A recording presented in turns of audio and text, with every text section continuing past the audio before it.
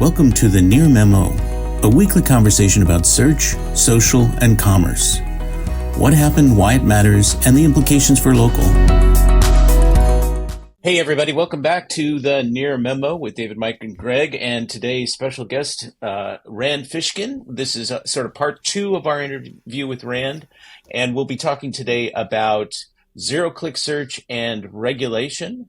For those of you who don't know Rand, and there's probably nobody falls into that category, he's the founder of Spark Toro and Snack Bar Studio, and was founder of Moz years and years and years in the past ago, of course. So welcome again, Rand. We're delighted to have you back for this this kind of new conversation about zero click.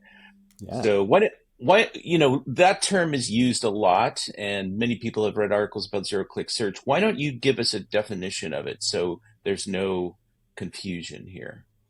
Yeah, sure. So basically, when it was originally conceived, I believe it was Gabriel Weinberg from DuckDuckGo who first talked about zero-click searches back in, if my internet searching is correct, back in 2011 was the first use of that. And so Gabriel originally conceived of it as someone whose query is solved without needing to visit any external websites. Once they perform a query on Bing or on Google or on DuckDuckGo. It has since been slightly updated because there's a little bit of a challenge here in that a zero-click search might actually include a click, or on a mobile phone, a tap to something else. For example, you search in Google for restaurants near me, and then you click on directions or you click on the phone call, and that opens up a separate app. The question being, does it count as a click, or is it Google solving the searcher's problem without requiring a click to go to a third-party website? So zero-click search has some variance in definition. The way I like to think of it is, if you never have to leave Google's ecosystem, then essentially there's no other party between the query and the solution. I would generally classify that as zero-click. That's I think how we've been thinking about it. Whether the searcher stays within the Google ecosystem, Google universe. And before we got on, Mike was showing a search result, a test search result for what was the query, Mike? Car dealers near me. Car dealers near me. Yeah, and it was, and Mike has been sort of unearthing these pages lately. It was a page of, as you saw, ads, a bunch of ads, and then only Google Business Profile listings, basically. There were no this was a mobile result. There were no organic listings at all on the page, scrolling and scrolling and scrolling. Oh, here we go. Here's the page. For those of you who are watching and not listening, Mike is currently showing that a screen share of the scroll where it's nothing but GBPs, and the occasional people also ask or query refinements. Or ads. But or absolutely ads. No websites, no other. I mean, it's what I've affectionately termed the infinity pack. Right, and the finny pack, or the iPack. The iPack, Mike. Very good. I think Infinity Pack is great. And what's interesting to me about this is I think that Google is almost certainly testing this, right? Because it's not live everywhere. You can't see it everywhere. But they're almost certainly testing this to see if this is a better result, right? If searchers are essentially happier and they engage more with this, call more places, drive to more dealerships, find what they're looking for more successfully from a search result like this. My suspicion is I don't think this is going to last. I think that there's two things happening. One is searchers who scroll that far are looking for something else. They're not looking for the local result. If you keep scrolling, I think it means you want something else. And two, I think that historical bias is going to work against Google in this fashion. For example, if I search for restaurants near me, I know the local pack. I'll go click in there if I want that. But if I'm looking for whatever, Open Table or the Eater 38 list, or my local sort of recommendation engines that are third party, I know to keep scrolling And if I keep scrolling and never find that, I'm going to be frustrated. So my suspicion is that Google's past service here is going to work against them. But it's certainly interesting to see what they're testing and what they think might be effective in some verticals and some markets. In Europe, in response to the DMA regulations and their we think on the hot seat, it was contemporaneous with the roughly DMA simultaneously. Yeah. They released what I call the dual pack, right? So it's a 3-pack, few organic, maybe no organic, but maybe some DMA required result, and then another pack, and that's a permanent part of the search for every local search in Europe. Yeah, for every local search, you now get multiple packs with a few organics in between, or maybe a DMA compliant result in between. So they are experimenting with extending local's presence, and interestingly, they also, in the conversation of the regulatory environment, they excluded local from consideration as not a vertical, right? So they said, you can. So they were trying to get the government to look at hotels and airfare, but to not look at local and what. So it's sort of from my point of view, a certain interesting positioning, I guess. Right. It's a sort of rhetorical sleight of hand to distract scrutiny from local and all the self-preferencing that's obviously going on. I'm pretty sure one of the resumes that I saw for the Google legal team was expert at rhetorical sleight of hand. So yes, exactly right. It's an explicit criteria. So I have some good news here. I think you guys will be excited about this, which is that I did ask Datos, which is Spark Toro's clickstream data provider, if we could do a study with them that looked at zero-click searches again, especially given May's AI overviews roll out so aggressively, and then obviously roll back at the end of May. So we're getting partial data on AI overviews. But I asked them this time to do sort of 4 things, which is number 1, look at desktop click-through rates in the US, which AI overviews are sort of very prominent on desktop and slightly less so on mobile, it looks like, but still there. And then also look at mobile in the US and desktop and mobile in the EU so that we can compare the two and see whether over the last, I believe the data goes back to January 2022, right around there, maybe March 2022. So we're going back in time a couple of years and being able to look at a consistent panel of a few 100,000 people who've been in the panel and their devices over all that time, and then look at the click-through rates. And we're breaking it up this time in a few ways. So it'll be looking at zero click, so nothing was clicked on. It'll be looking at the people who click, but they click to another Google property. So YouTube or Google Local and Maps or Google Hotels, Google Flights, all the Google owned thing, Google News, of course, Google Images, which is a very big one. A ton of searches actually end up in Google Images, especially when they put that image pack prominently, same with videos.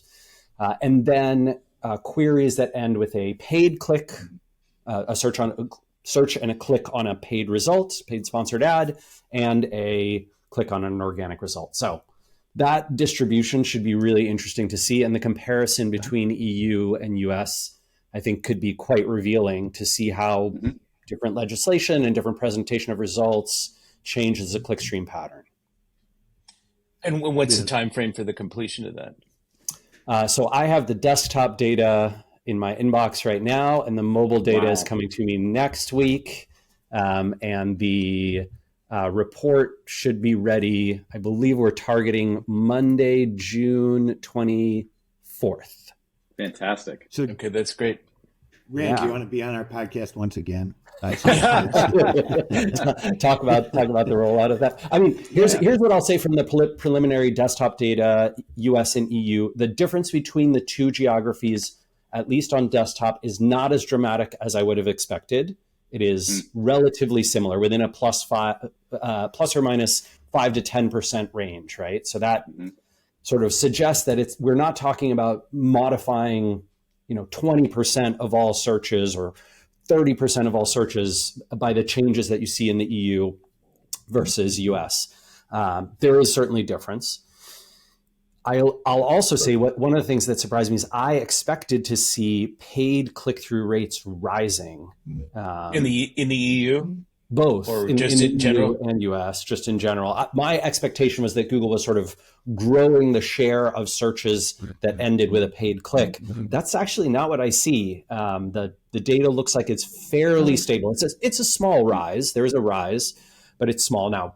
Granted, a 0.01% rise in paid click-through rate, right, as you guys know, means probably another $1 billion of revenue per quarter, right? So we're talking about more money than any human being will ever see, should ever see. But it's still, as a percentage, not that massively significant. And then the other thing that was surprising for me is the US versus EU percent of clicks that go to another Google property, not dramatically different. I think, again, the EU is a lower percent, but by only a few percentage points. So, what the EU is doing doesn't appear to be massively changing this. And that could be because the overwhelming majority are images and YouTube.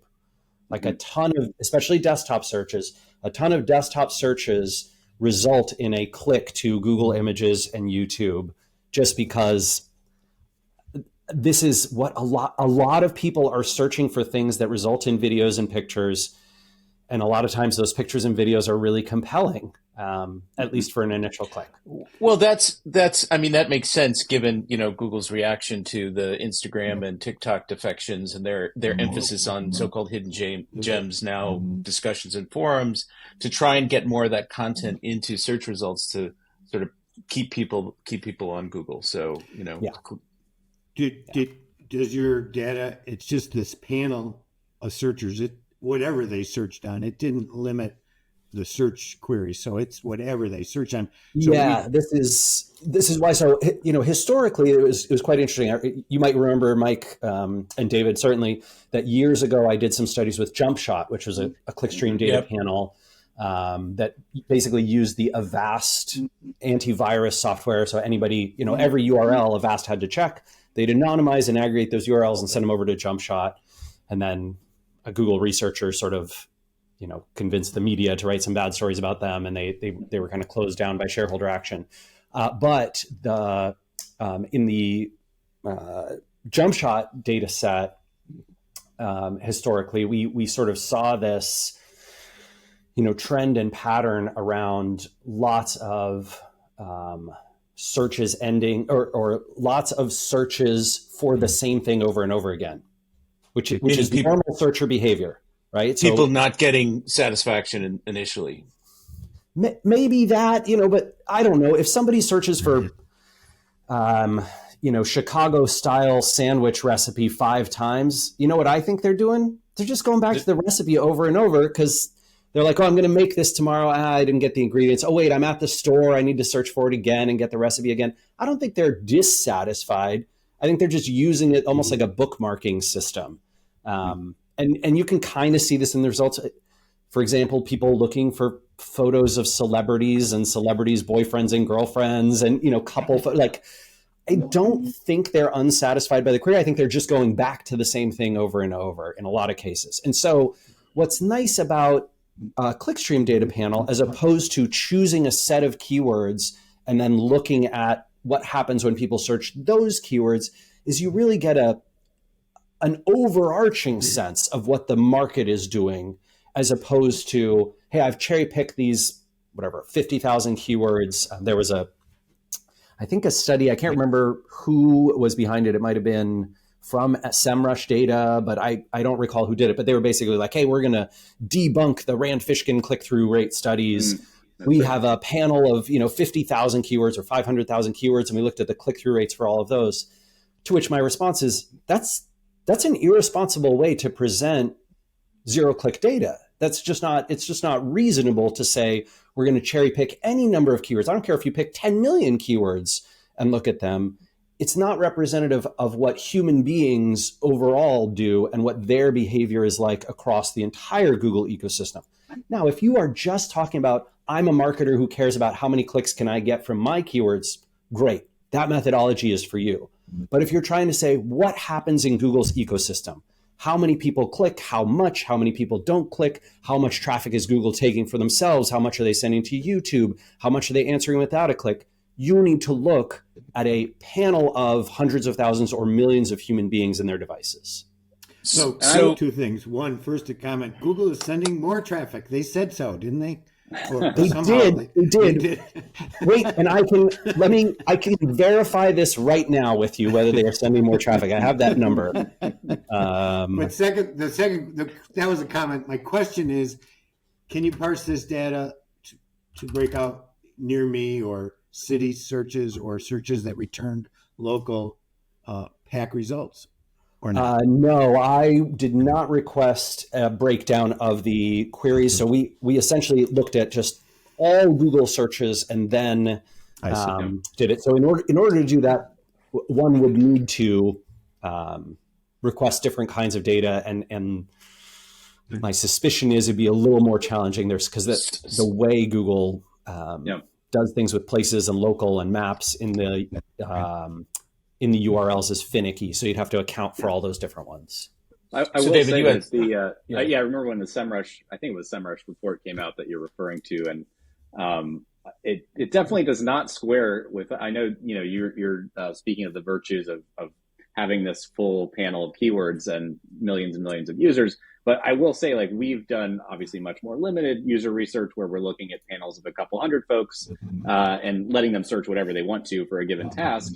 And we see plenty of evidence that squares very closely with your numbers, particularly on mobile devices for local searches, regardless of category, that people generally are, half the time, 60% of the time, they're just looking at Google business profiles. They're just clicking into the local finder and saying, yes, this is the company I'd call first, or this is the place I would go. So I think that the data in SEMrush's study is probably not super relevant to local marketers who are probably the ones listening to this podcast, regardless of vertical. So, I mean, the irony of zero click and local is that there is enough information in Google Business Profile. I mean, that's why people aren't clicking through to websites in many cases. But you do get traffic. I mean, you're getting calls, directions. I mean, people can see that. It's driving leads. It's not the same predicament that publishers or marketers are in who are trying to get clicks to their website to do some sort of action or whatever their objective is. So local marketers are sort of in a better position vis-a-vis zero click than everybody else. I mean, do you disagree with that assessment, Rand? David and I talked about this a little when we were hanging out maybe a month ago, and I think that the frustrating part for a lot of local SEOs and local businesses is trying to do measurement and attribution. That's really their struggle, right? If you're trying to, let's say you do outstanding work for a local small business and you really help them, grow their local profile and get into the 3-pack at the top of desktop results and be found in Google Maps and, get referred to by all these other directories and that kind of stuff. The problem is going to be that so few people click to their website that traffic to the site might be negligible. It could even be the case that traffic is flat or goes down, but business goes up. And you can't exactly put your finger on why, but the why is almost certainly, we did all of these things in local marketing that helped our digital presence grow. I think that's the frustrating part. But for a local marketer, for a local business, I think the great news is you were never reliant on people who searched for generic, unbranded search terms, came to your website because they were learning about Chicago-style sandwiches, and then they decided to come to your store because of that.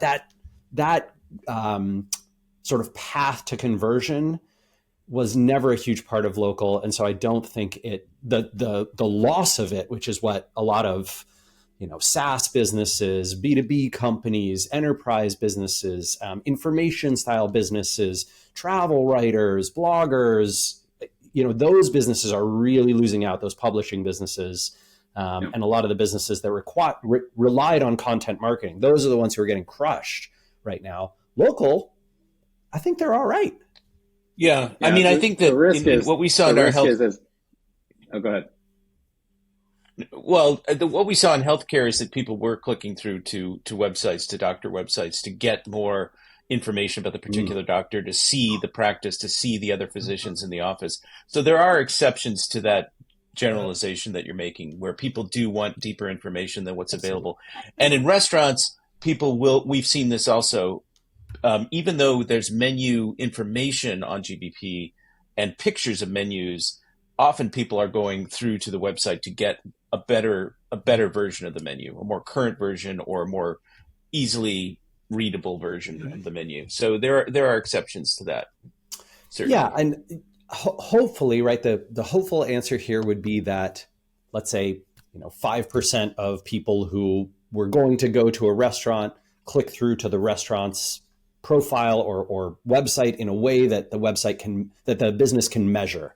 And so they can see that lift resulting in, okay, we're getting more whatever traffic or interest or views of our profile. And then how do views of our profile or website tie to people coming into the shop, people booking tables, people making reservations, and build some sort of correlation there.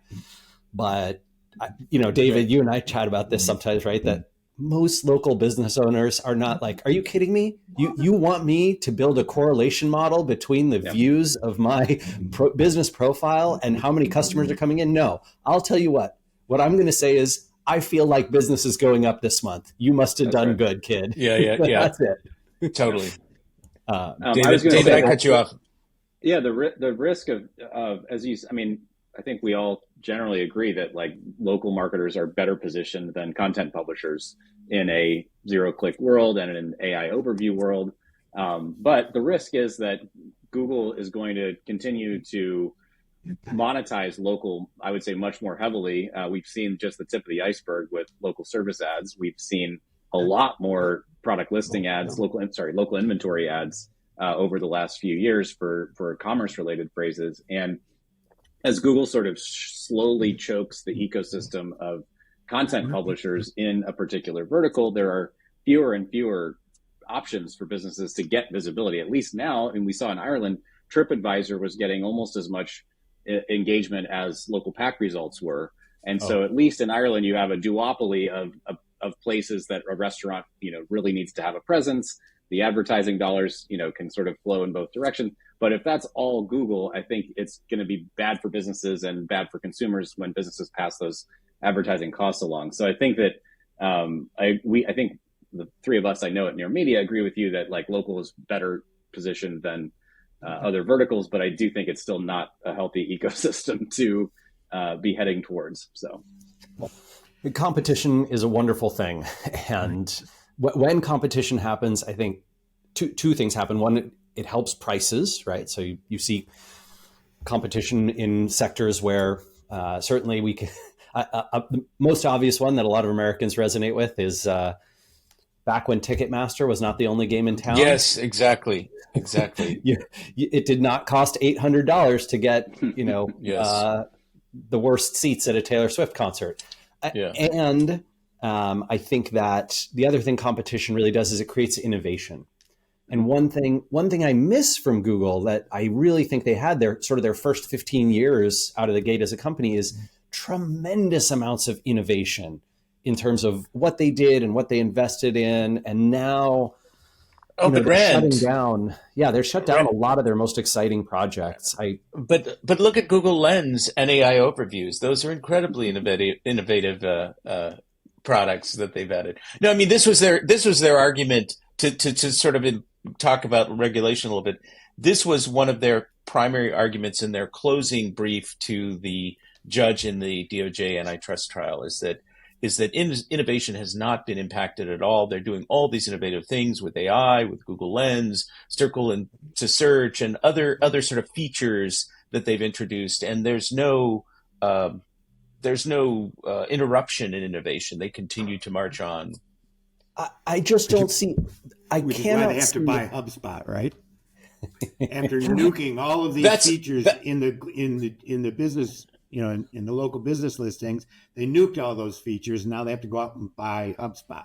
That's not about innovation. That's about monetization. Well, exactly. I would argue, I think that's exactly the perfect phrase, Greg, is the innovation that many of us recall from Google's early years are things like Project Fi, which gave us, the alternative phone plans that meant that we didn't have to pay the extraordinary overseas costs for phone calls and data when we're not in our home country. And that pushed the market, the entire cell phone market, to be less onerous with their cost overages.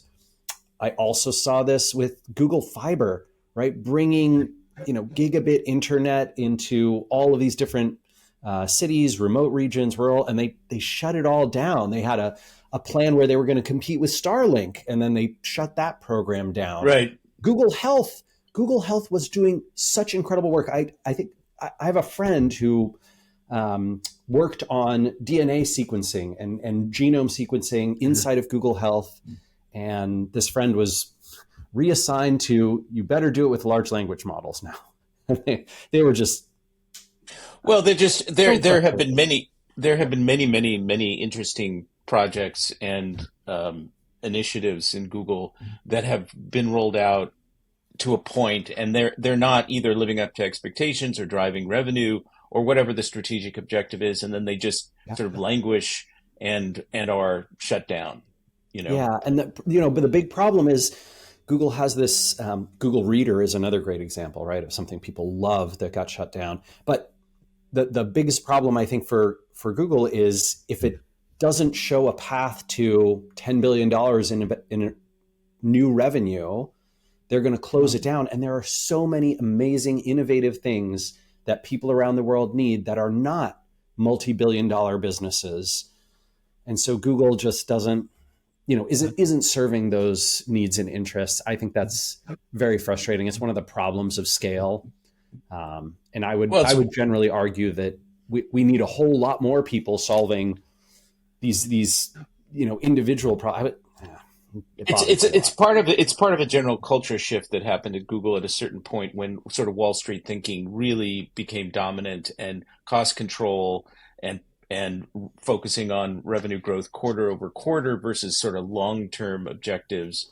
But let's talk a little bit about regulation. And there's the question about sort of what to do about all these things. There's a lot of regulation going on in Europe, and there's a lot of litigation going on in the US as an alternative regulatory mechanism. The litigation is more uncertain in its outcomes. The regulation has uncertainty in terms of enforcement, how aggressively these things will be enforced. But David, why don't you sort of jump in with your thoughts on how to focus this conversation, because this is a broad topic. I'm curious to know from Rand's perspective. I'm not sure how familiar you are with sort of the ins and outs of the DMA as it relates to search. There's many parts around what Google's doing with Android and default browser choices and those kinds of things. Right. But specifically focused around search, I think there's some key elements in the Digital Markets Act, particularly related to self-preferencing and the exportability of business data, which I actually think Google does a reasonably good job with, both Google Search Console and Google Business Profile Insights to the extent they actually work. I think that at least their heart's in the right place there, and they're sort of in thematic compliance with the DMA. But I'm curious to know if you think that kind of regulation from the national level is achievable in this country, or if if we're better off with individual state attorneys general banding together and trying to get something going at the state level. Let's see. So my read of the U.S. system is that the Department of Justice and the FTC have the authority and power to make the right kinds of rulings, and it's really a question of sort of two things. One, I think in the United States, we have to do away with the doctrine of the only measure of a monopoly's harm to a market Consumer is increased prices. Right. That sort of thinking, which started in the 1980s under Reagan, is holding back all kinds of regulatory sort of opportunities, right? I think that there are plenty of Americans who unfortunately believe that all regulation is bad. I personally believe that regulation can be an amazing thing. It can be a bad thing too, just like any other tool. But regulation in these cases, especially the core problem to me is the same one that started antitrust law in the United States in the 1880s, right? Which was you can't use your monopoly power in one sector to unfairly compete in other sectors, right? So the U.S. Railroad Corporation cannot say we will only transport U.S. steel. Nobody else's steel can travel by our railways. That is against the law. Google is saying if you don't put your video on YouTube, it will almost never show in our results. To me, that is exactly the same thing. Yeah. It does not affect consumer pricing, but it absolutely is limiting innovation, opportunity, competition, and free markets. It's coercive. Yeah. And Lena Khan, obviously at the FTC is trying to move antitrust law in a very different direction. She's written about that and she's trying to use new frameworks, and also folks at the DOJ have a similar kind of outlook. Who knows, pending we don't need to get super political here, but pending the outcome of the November election, we may see a change, or we may not see, hopefully not see a change. But I think one of the interesting things is I'm a pretty well-known person for having a particular political persuasion, but I will say one of the few things that I thought was interesting and exciting about the previous administration was that they did start the DOJ trial against Google, and politically they backed it. And the motivations were dubious, but yes, you're right. the motivations were. It was a revenge action for Google's political positions historically. Yes. That I agree. Unfortunately, it was, and at the same time, I think it did kick off the DOJ trial that we saw last year was started under Trump. So let's handicap that a little bit. I think we're going to see a finding of liability. My personal belief is that there will be a finding of liability against Google, given all the information that we've seen, all the evidence, all the stuff that came out in the trial exhibits. However, the real question is, what's the remedy, right? What do you think should happen or will happen? This was like ads and default search were the two dimensions of this particular action. Yeah, I was very frustrated that those were the only two. I thought there was very strong cases to be made in terms of, especially what the EU has talked about, self-preferencing, right? Where Google is essentially using their railroad to only ship their steel. That bothers me. But I think it is possible that the DOJ could limit Google's ability to pay to be the default search provider. I think it's possible, and that could give an opportunity for other search engines to get more searcher data and potentially become better. I also think there's some opportunity for, on the advertising side, some either limits or some greater transparency around how Google prices their ad auctions. That certainly there was that one extremely revealing email or email chain where essentially the DOJ was able to show that Googlers had suggested an arbitrary price. They were manipulating prices to hit their quarterly numbers. Exactly, with no input from the actual auction. Search results to hit their quarterly numbers. You phrased it incorrectly. The price, Mike. What was the line? It was something that he wouldn't call it that the pricing was higher. It was more fair pricing. Right, more fair, and the results were better. Yeah, more fair, meaning an automatic 20% lift in prices. Yeah. Rand, I look at this and I look at their behavior in Europe, and after thinking through this, I can't see any solution other than splitting the suckers up. YouTube in one direction, maps in another, search in another, and let them compete in their own worlds. And Mike, I'm gonna tell you. So I have had conversation. I'm not allowed to talk about everything I've done, but I've had conversations with people at some of these organizations. Some of those conversations are known publicly. I think the FTC published some of the transcript of the conversations that I had with them. But when I have talked to the people who have the authority and ability to make that change, that is exactly the remedy I suggested. That Google Maps, YouTube, and Google Search should be 3 different organizations. And I think the innovation that would spur would be mind-boggling.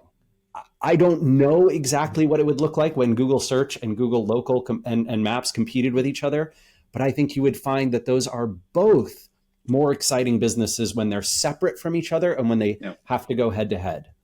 And at the very least, you'd have consumers choosing before they searched which experience they wanted, right? And so you'd have innovations within each experience as opposed to AI just throwing everything on the same SERP for everybody. So it seems unlikely that we're going to get some sort of divestiture, though. And that seems very remote as a possibility because I think there's fear. I think that action is so bold that there's fear of taking it, right? There's just a fear of this somehow is overreaching, or this is just too radical to do to a major American corporation.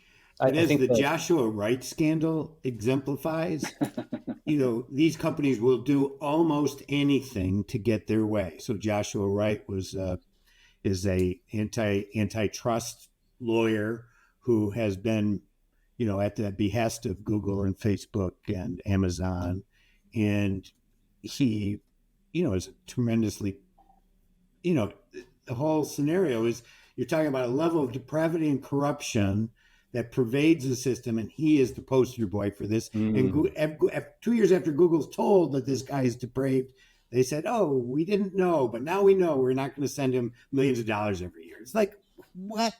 And so it goes. It isn't just a pure issue of honest discussions about regulation. That's the problem. It exists in a context of business, government interactions that often go off the rail. And that's problematic for this whole discussion too, right? Yeah, I mean, I admire a lot of things about Google. I think there are a tremendous number of high quality, ethical people who work there. And also that company has employed and continued to employ some deeply troubling, problematic, dare I say, even directly straight up evil people, and given them a ton of money to do that. I mean, Andy Rubens was known for sexually coercing people who worked for him, to come to his hotel room during conferences and events. And this was reported behavior, and Google kept paying him hundreds of millions of dollars. They even gave him a huge leaving bonus. And it really bothers me to see the behavior of that company trend in this direction when I think they have so much possibility for greatness. They really do. Yeah. I agree. But, I used to think it was just the actions of an immature company, but I've come to believe that they're responding in a little too deeply. They're responding to the incentives in the system. This is why you need regulation and litigation, because the market by itself is not inherently ethical. And it's about maximizing profitability, maximizing revenue, maximizing shareholder value.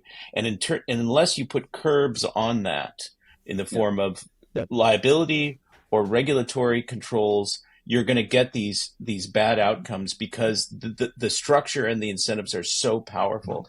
And it's really nobody's fault. I mean, I was reading Barry Schwartz's interview with Elizabeth Tucker, I think was her name. She's the search executive. I'm blanking. And he asked her, were Google's lying about SEO? Have they been lying based on all these revelations, including the most recent search API leak?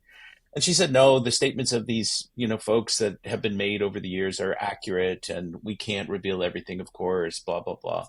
And I just felt like there's a disconnect between the individuals who feel strongly that they're trying to do the right thing and behave ethically at Google, and somehow the corporate entity and increasingly its culture. And there is a gap between those two, because if you look at the face or the words of any particular Googler, they're good people. They're sincere, Andy Rubin aside and others. Joshua Wright aside.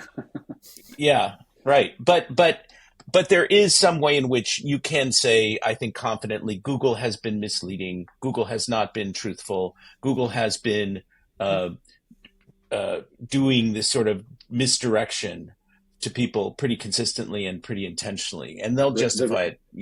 Yeah. The rhetorical sleight of hand that we talked about at the top of the show. I mean, right.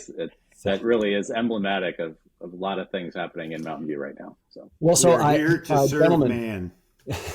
Yeah, gentlemen, I looked up this data in terms of so we have a column from the zero click search data that I mentioned earlier on our show.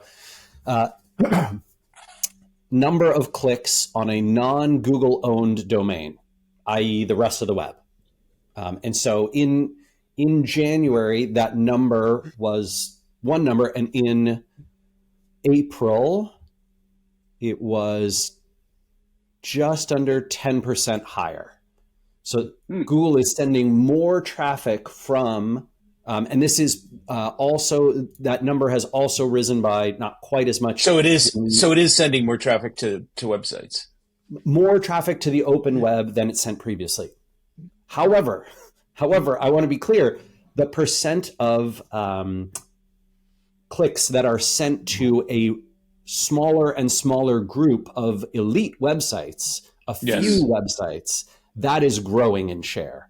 And the so concentration, if you are outside the top 200 sites on the web, you are almost certainly noticing a decline. And if you are in the top 200 sites, you are noticing the increase. Well, so this is the missing piece in the story. You get Sundar Pichai being interviewed saying we're sending more traffic to the open web or whomever, and people are saying no, we're the House Freshes of the world saying we're not getting traffic, and all the research that shows it's going to brands, it's going to big brands. There's a consolidation and concentration of traffic and visibility happening at the big brand level, and there's a lot of research to support that. And you've done some of that. Yeah, go ahead.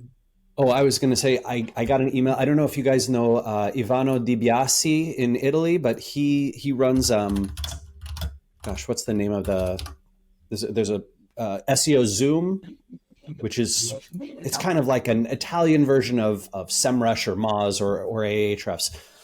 Relatively large company in Italy, many millions of dollars in revenue, tens of thousands of customers.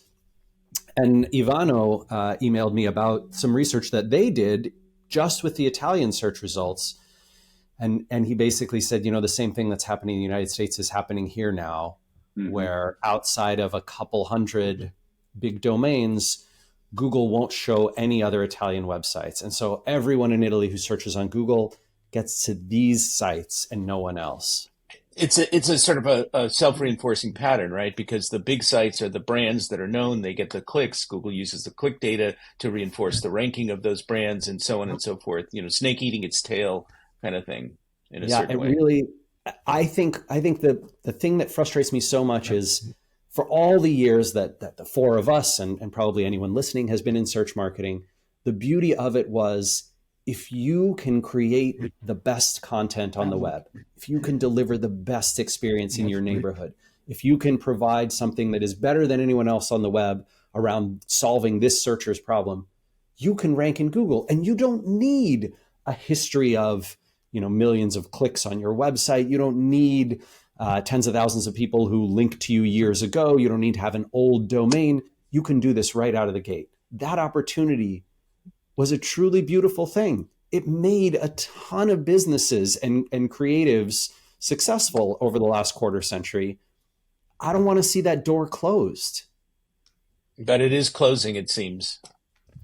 And with that, we must close another episode of the Near Memo. I don't want to cut anybody off. If there's any sort of last remarks, feel free to make them. But I thought that was a great. The one thing I want to say is I want to give people some hope. I got an email yesterday night, late at night, and it was from someone who said, "Hey, I watched one of your webinars about this like zero-click search problem and about the Google API leak and about the big guys getting all the traffic from Google. What am I supposed to do?" Like this person said, I run this business. They were in the UK. And they're like, I don't have a huge amount of budget to hire an agency or to like bring on a bunch of marketing staff. What am I supposed to do to get traffic? And, my response was Google is becoming a reward for doing Google SEO is becoming a reward for doing great things in other places. Yes, absolutely. And so I don't care how deep you are in SEO, anything that you're doing for SEO right now, I would try to make it something that also has overlap with getting you business in other ways. So I would not focus on that sort of Google style exclusive link building, Google style exclusive, keyword research that leads to content creation. I would look for content that's going to get me in the press and media, content that's going to get me on local podcasts, content that's going to make social media. Yeah, content that's going to make social media channels want to amplify me and talk about me and take pictures of my business and share it online and be in reviews and all that other stuff. And when you do that well, you might have an opportunity in Google too. But I really worry about the folks who think about SEO the way you might have thought about SEO in 2005 or even 2015. I think that's excellent advice, Rand. Thank you very much for joining us today, and we'll definitely have you back in the not too distant future. I hope to have this study. Yes, and we're very eager to see what the results of that. All right, me too. Thank you for having me again. Really Thanks, lovely Rand. to join you. Yeah. All right, thank you. Thanks for joining David, Mike, and Greg. To stay on top of the latest developments in local, subscribe to our newsletter at nearmedia.co. We'll see you next week.